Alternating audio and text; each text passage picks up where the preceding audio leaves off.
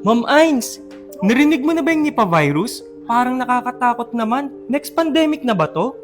Teka lang, huwag ka munang magpanik. Proper information is key. Sa kasalukuyan, walang kaso ng Nipah virus sa Pilipinas. Mahigpit na binabantayan ng Bureau of Quarantine lahat ng mga paliparan at pantalan para maiwasan ang pagpasok ng virus na ito mula sa ibang bansa. Pero ano nga ba ito? Tara, pag-usapan natin ang Nipah virus. Ang Nipah virus ay isang zoonotic disease na dinadala ng paniki o fruit bat. Kumakalat ang virus sa pamamagitan ng direct contact sa infected na hayop o sa dumi, dugo at ihi nito, pagkonsumo ng kontaminadong pagkain, at close contact sa taong may sakit. Ilan sa sintomas ay lagnat, sakit ng ulo, pag-ubo, hirap sa paghinga at pagsusuka.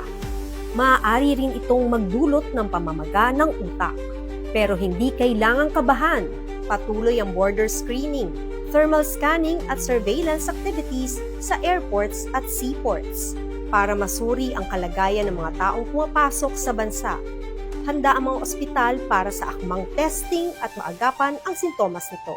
Kaya tandaan ang mga sumusunod.